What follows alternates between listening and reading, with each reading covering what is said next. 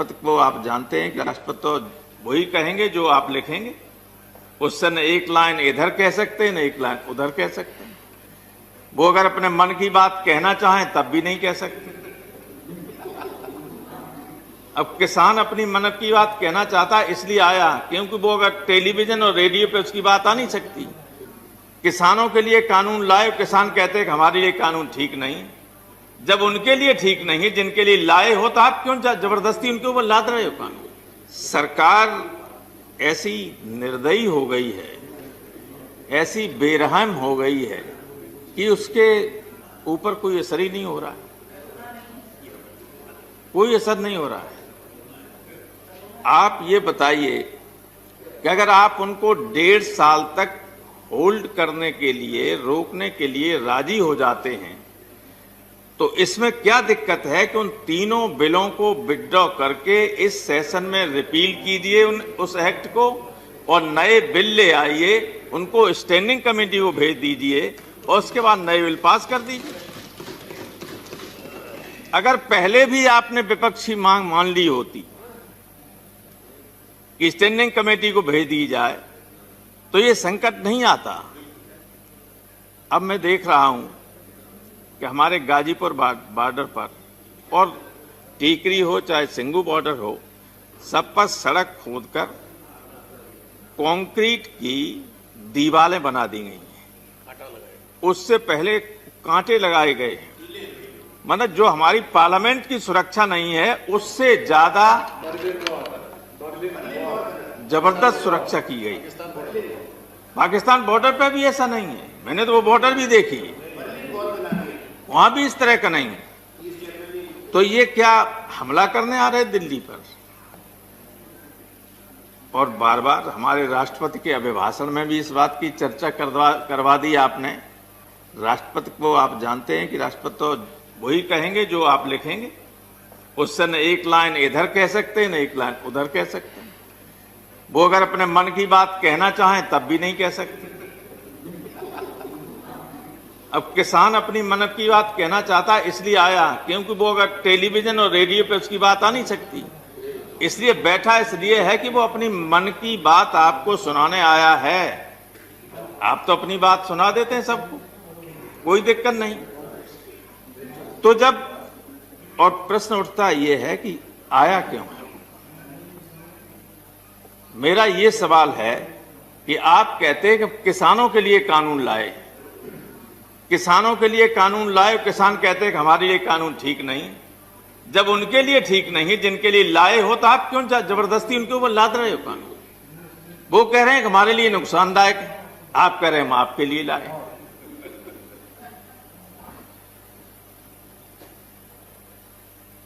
अब देखिए, जो एमएसपी की बात चलती है, ये ऑर्डिनेंसेस आ गए थे पहले ही जून में और बाद में विधेयक आए जब सत्र चला तब। मैं आपको उदाहरण देना चाहता हूं कि स्थिति कितनी खराब हो गई। लास्ट ईयर जब ये अध्यादेश नहीं आया था, उससे पहले हमारे यहां मक्का का भाव था 22 रुपया कुंटल, 2200 रुपया कुंटल। और इस बार जब यह अध्यादेश आपने लागू कर दिया, उसके बाद मेरा तमाम जमीन खाली पड़ी रहती थी, धान, उसके बाद आलू गेहूं ये सब करते रहते थे। तो लड़के करते थे, उन्होंने कहा साहब मक्का 2200 रुपया कुंटल बिक रही है, अब की मक्का कर दीजिए। मक्का की तो 1100 रुपया कुंटल बिक, 1100 रुपया कुंटल। और आपकी एमएसपी है सर, एमएसपी है हाइब्रिड की 2660 रुपया और सामान्य मक्का की 1860 रुपया। तब हमारी मक्का, मेरी कोशिश करने के बाद भी प्रशासन ने कहा कि हम नहीं खरीद पाएंगे। दलालों की तो खरीद लेंगे, लेकिन आम लोगों को 11, आपके बिहार में तो स्थिति इससे भी ज्यादा खराब थी। पता करिए कि मक्का क्या हिसाब बिकी। तो एमएसपी के मिलने का कोई सवाल नहीं है। अब इसलिए नहीं कि आपने कहीं इस कानून में ये नहीं लिखा कि मंडियों के अलावा जो प्राइवेट मंडियां बनेंगी, और प्राइवेट बनेंगी क्या? हमें लगता है इन लोगों को कई साल पहले से पता था, बड़े लोगों को, ये ऐसे कानून आएंगे। आपके मध्य प्रदेश में कई जगह एक बड़े व्यापारी ने, जिसका नाम रोज लोग देते, मैं नहीं लेना चाहता हूं, लेकिन कई करोड़ टन चावल और गेहूं भरने के लिए, रखने के लिए गोदामें बना ली। 4 साल से बन रही थी। दिग्विजय सिंह जी, माननीय दिग्विजय सिंह जी अच्छी तरह जानते हैं। अब जब उनके बगल में जो मंडियां होंगी, हमारी राज्य की मंडियां, वे चल जाएंगी क्या? उन्हें कैसे मालूम था भाई कि ये कानून आने वाले जो 4 साल से बना रहे थे? आप देख आइए जाके, अगर मैं गलत कह रहा हूं। बनाई मंडी की नहीं बनाई? और किनकी हैं वो मंडियां? जिनके हवाई अड्डे हैं, कुछ दिनों बाद जिनकी रेलें भी हो जाएंगी, जिनके, अब देखिए, अब लखनऊ हम गए तो वह चौधरी चरण सिंह हवाई अड्डा है, लेकिन नाम लिखा हुआ है अडानी, लिखा हर जगह, हर लखनऊ की हर सड़क पे उसके बोर्ड लगा दिए गए, होर्डिंग।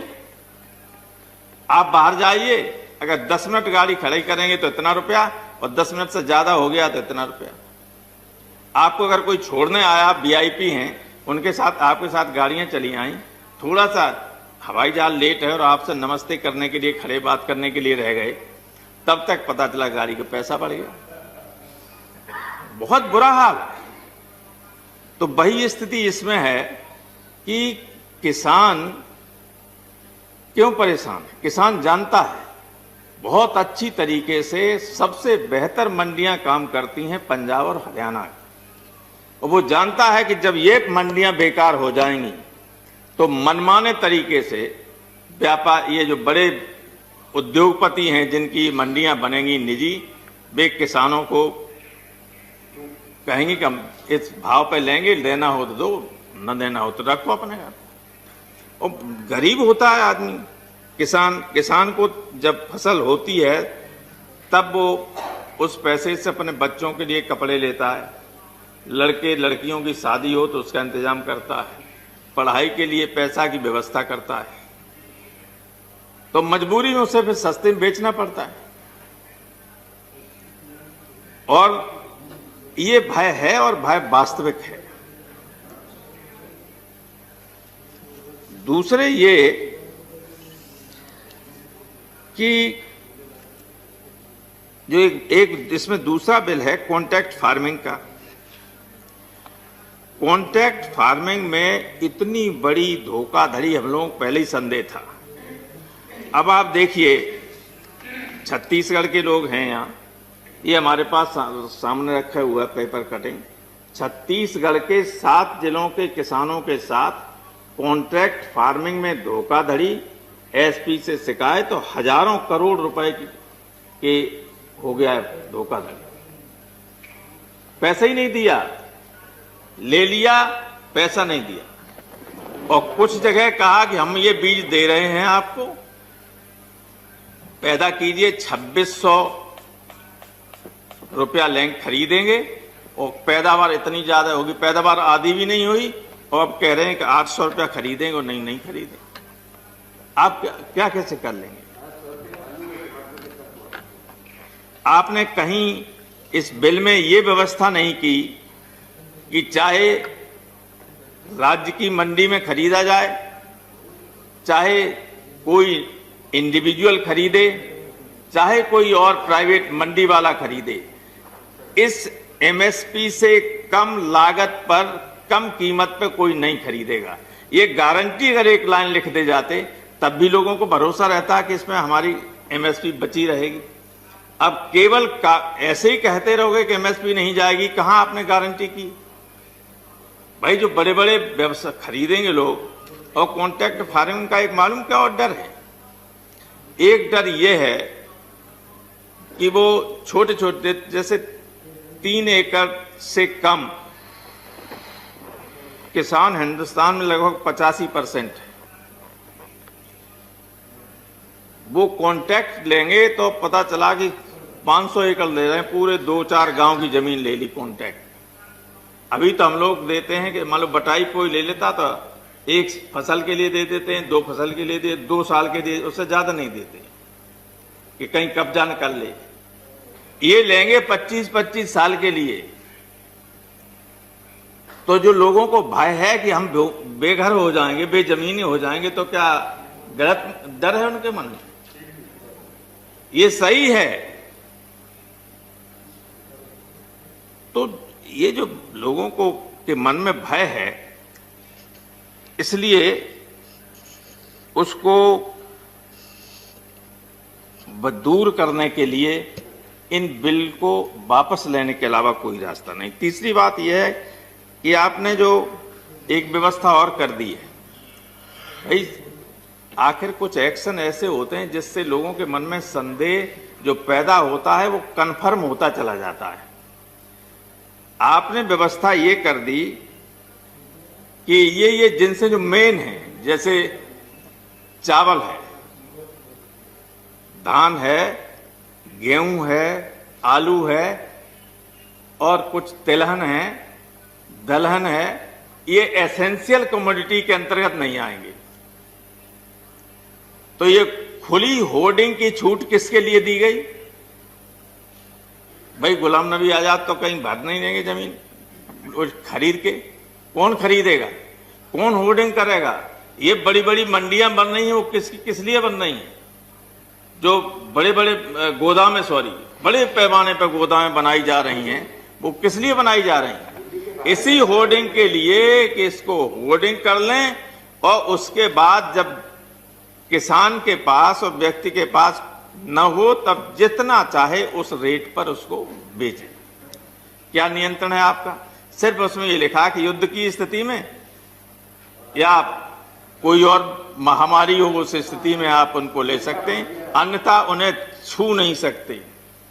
चाहे जनता भूखी मरती रहे लेकिन गोदामें भरी रहेंगी।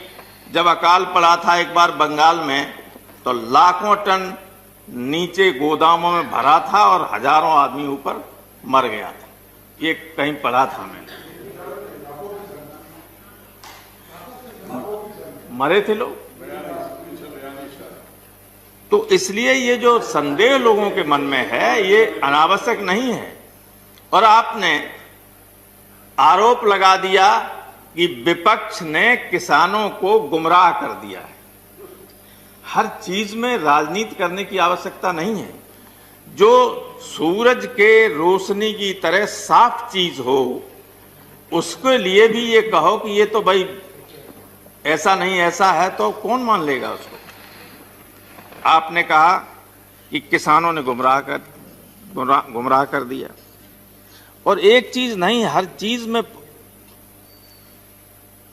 आपने कल देखा होगा, बाद में अधिकारियों को बैकफुट पे जाना पड़ा कि दिल्ली में सादरा पुलिस ने स्टील की लाठियां मंगाई। स्टील की लाठियां जब वो कुछ चैनलों ने दिखा दी तो अधिकारियों ने स्पष्टीकरण दिया कि हमें नहीं मालूम था, कुछ लोकल अधिकारियों ने बना दी थी, बाद में उनको विड्रॉ कर लिया गया। किसानों के लिए स्टील की लाठियां, कभी दुश्मनों के लिए बॉर्डर पे स्टील की नहीं जरूरत पड़ी, लाठी की जरूरत, लेकिन यहां स्टील की लाठी मंगा ली थी। तो क्या ये दुश्मन है जो देश को खिलाते हैं? पंजाब का एक शानदार इतिहास है, अतीत है। अगर पंजाब इतनी बड़े पैमाने, अब तो देश के दूसरे हिस्सों में भी बहुत बढ़िया खेती होने लगी, लेकिन एक स्थिति ऐसी थी जिसमें देश के बड़े हिस्से को खिलाने पिलाने का काम पंजाब करता था। देश की सीमाओं पर बड़े पैमाने पर उनके घरों से जाने वाले लड़के हैं। और मैं ये आप भी जानते हैं और हम सब जानते हैं कि जितने किसान परिवारों के लोग हैं वे न केवल खेती पैदा करके लोगों के पेट भरने का काम करते हैं, बल्कि हमारी पुलिस और सेना में जो लोग हैं, बॉर्डर पे जो सीमाओं की रक्षा करते हैं, देश में जो लॉ एंड ऑर्डर को बनाए रखने का काम करते हैं, वे जवान भी इन्हीं किसानों के परिवारों से आते हैं। ये उन परिवारों से नहीं आते हैं जो जिनके लिए आप लोग काम कर रहे हैं। आपको काम करना चाहिए इनके लिए, आप कर रहे हैं उनके लिए जिनके आसपास का, जिनके रिश्तेदार और खानदान कोई सेना में जा ही नहीं सकता है। नहीं दे, अगर उनके सामने गोली चला दी जाए तो गिर पड़ेंगे, नहीं क्या? लेकिन देश का धन सारा इकट्ठा कर लें और उनकी मदद हो रही। भाई ये क्या दिक्कत है कि किसान कह रहे हैं कि वापस कर लिए? इसमें प्रतिष्ठा का प्रश्न क्या? अगर हम कहते, अगर विपक्ष कहता, पॉलिटिकल पार्टीज कहती कि आप विड्रॉ कर लीजिए, आप मत करो। लेकिन किसान किसी राजनीतिक दल का नहीं है, किसी राजनीतिक दल से प्रेरित नहीं है, बल्कि जो लोग बैठे हुए उन्होंने कहा है कि कोई राजनीतिक दल का व्यक्ति हमारे मंच से भाषण नहीं कर सकता, बैठ सकता है नीचे लेकिन मंच पर नहीं जा सकता है। कहा है कि नहीं कहा? तो उसमें आपकी क्या प्रतिष्ठा गिरी जा रही है? जब गुलाम नबी साहब बता रहे थे, जो उन्होंने उदाहरण 3 दिए, वो 100% सत्य और तथ्यात्मक हैं। जब अंग्रेज किसानों की बात को मान सकता है और कानून को वापस ले सकता है, तो क्या आप अंग्रेजों से खराब हैं? आपको क्या दिक्कत है? सर समय हो गया? जी हो गया, ऑलरेडी 2 मिनट 3 मिनट अधिक हो गया। मैं आधा मिनट में खत्म किए दे रहा हूं। सर, एक तो मैं अपनी बात खत्म करने से पहले ये कहना चाहता हूं कि इस पेंडेमिक में भी अकेले खेती ही ऐसी थी जिसने जीडीपी को रोके रखा। कुछ हमारी खेती का योगदान 20% है, 14% से बढ़ के 20% हो गया क्योंकि और जीडीपी डाउन हो गई थी। लेकिन खेती ने आपकी इज्जत रखने की कोशिश काम किया, लोग देश को बचाने का काम किया। और दूसरे ये कि जो लोग मरे हैं, मैं सरकार से ये मांग करता हूं कि उन किसानों को, उनके परिवारों को कम से कम 20-20 लाख रुपए का मुआवजा दिया जाए और उनके बच्चों को कहीं न कहीं राज्य सरकारों से कह के या केंद्र सरकार में उनको एक आध बच्चे को जो मरे हैं उनको सरकारी नौकरी दी जाए। और हमारे गुरु उदय प्रताप सिंह ने एक बार लिखा था इसी पे कि खेत में मेहनत तुमने की, तुम्ही को तंगी का डर हो, तुम्हारे घर में दिया जले रोशनी और कहीं पर हो, उठो ये नीलकंठ तीसरे नेत्र की याद दिलाता हूं, तुम्हें आवाज लगाता हूं। तो ये किसानों को इस सदन के माध्यम से मैं आवाज देना चाहता हूं कि एक हो सारे देश के। इन्हें तो अभी ये घमंड है कि हम बाहर से मंगा लें, तुम मत दो अन्न, हम बाहर से मंगा लेंगे। हाँ, ये कर सकते हैं, ये कर सकते हैं, लेकिन कितने दिनों तक कर सकते हैं? ऐसा नहीं है कि किसान जिस दिन विद्रोह पर उतर आएगा तो बड़े बड़े लोग सत्ता में नहीं रहते हैं। ये किसी को घमंड नहीं रहना चाहिए कि हमेशा सत्ता में बने रहें। इसलिए लोगों की बात सुनिए, लोकतंत्र है, देश की बड़ी आबादी वो है, बैठे हुए लोग, उनको मनाइए। वे आपको मना रहे हैं, ये समझिए एहसान कर रहे हैं आप पे। आप उनसे कहिए आप जाइए, हम ये विड्रॉ करेंगे बिल और नए बिल लाएंगे जिसमें उनसे भी पूछा जाएगा, उनके संगठनों से पूछा जाएगा और उसके हिसाब से संशोधित कानून लाए जाएंगे।